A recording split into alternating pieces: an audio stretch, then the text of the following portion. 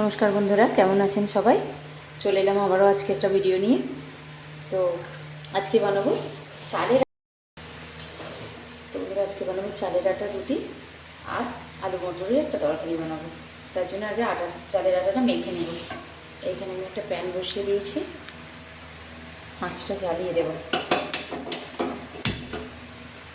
এখানে আমি 2 বাটি, এর মধ্যে আমি 2 থেকে এই বাটিটার মাপে 2.5 বাটির মতো চালের পাউডার নিয়েছি। তো এর প্রায় ডবল জল দিতে হবে। এই পরিমাণ জলটা আমি বাটি করে এর মধ্যে দিয়ে দেবো। বাটি দিলাম 2 বাটি,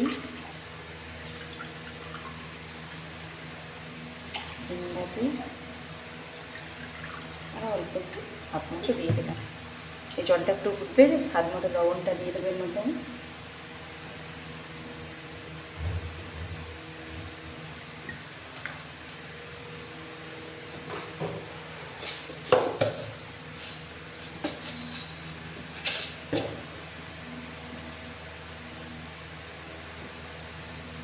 তখন দেখবো অল্প একটু চিনিও দিচ্ছি আমি এর মধ্যে,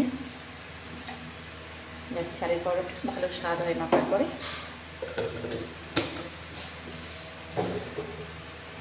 এটা একটু ফুটেছে যাক বন্ধুরা, জলটার মতো ফুটে গেছে। এবার গ্যাসটা একদম কমিয়ে দিচ্ছি আমি।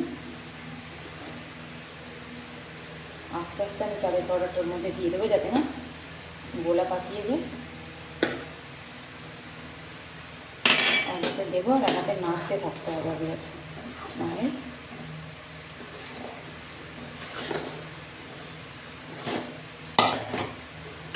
গ্যাসটা বন্ধ করে দিলাম। এবার ওটাতে আস্তে আস্তে নাড়াচাড়া করে আমি মেখে নেবো ঠিকঠাক। বন্ধুরা, চালের আটাটাকে আমি ঠান্ডা করে আস্তে আস্তে একটু ঠান্ডা জল হাতে নিয়ে নিই। সুন্দর করে দুটো ডো আমি বানিয়ে নিয়েছি। এবার আমি লিচি কেটে বেলবো, এগুলো দেখাবো তোমাদের কীভাবে করে। তো বন্ধুরা দেখো, আমি একটা চালের আটা রুটি কত সুন্দরভাবে বানিয়েছি, একদম পাতলা করে দিয়ে আমি বাটিটা দিয়ে ধারগুলো সাইড করে কেটে দিয়েছি। একটু যেগুলো ফেটে গিয়েছিলো যে, সেগুলো আমি কেটে দিয়েছি। তো তারপরে একটা প্যান বসিয়ে দিয়েছি আমি, এটা গরম হয়ে গেছে। এর মধ্যে আমি রুটিটা দিয়ে দেবো আস্তে আস্তে, বাকিগুলো বানিয়ে নেব। এইভাবে রুটির মতোই লিচি কেটে নিয়েছি।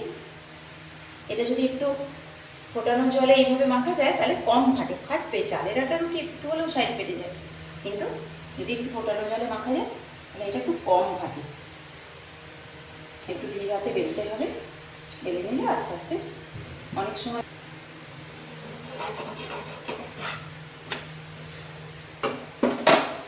এটা একটু ধীরে হাতে আস্তে আস্তে উঠে দিতে হবে।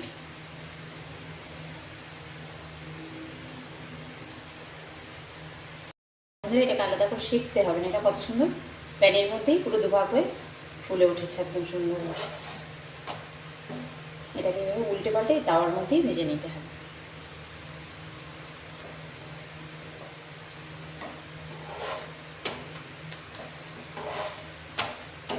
এইভাবে সাদা সাদা একদম ফ্রেশ চালের রুটি বানিয়ে নেওয়া যেতে পারে।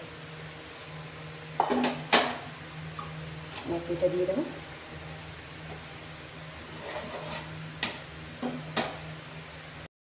এটাও কত সুন্দর একদম ফুলে গেছে তাওয়ার মধ্যেই। এভাবে এগুলো রেডি করে নেব, সুন্দরভাবে হয়ে যাবে। প্রত্যেকটা একদম ফুলে ফুলে যাচ্ছে সুন্দর। আমি এইভাবে চালের রুটিগুলো সব বানিয়ে নিয়েছি, এখনও বানাবো, কিছুটা বাকি আছে আমার।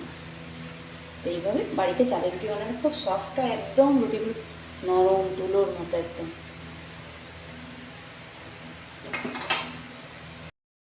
তোমরা দেখো, চালের রুটিগুলো আমি এইভাবে বানিয়ে নিয়েছি, সব সুন্দর একদম নরম হয়েছে। এতগুলো বানিয়েছি আমি। তো আমি এখানে সার্ভ করে দেব।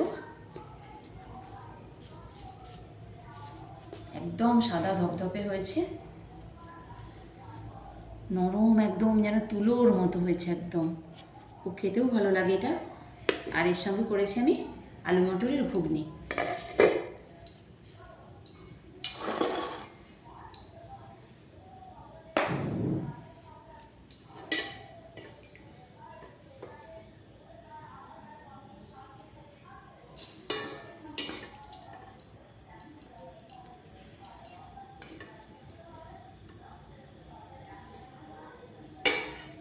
এই চালের রুটিটা যে কোনো কষা কষা তরকারির সাথে খেতে খুবই ভালো লাগবে। তো দেখো বন্ধুরা, আমার ডিনার মেনু পুরোপুরি রেডি। তো চলো বন্ধুরা, খাওয়া দাওয়া করে নিই। তোমরা অবশ্যই বাড়িতে আমি যে আমার পুরো ভিডিওটা যদি দেখবে শুরু থেকে শেষ অবধি, তাহলে বুঝতে পারবে আমি চালের আটাটা কীভাবে মেখেছি। এটা মাখার ওপরে পুরোপুরি নির্ভর করে যে রুটিটা কতখানি সফট হবে এবং ধারগুলো ফেটে যাবে না। দেখুন, একটু ধারগুলো সাইডগুলো আমি একটু কেটে নিয়েছি, কিন্তু এতটাও ফেটে যায়নি বেশি। আর দীর্ঘক্ষণ নরম থাকবে, খেতেও খুব ভালো লাগে। ওইভাবে বানাবেন তো বাড়িতে খুব সুন্দর এটা বানানো হয়।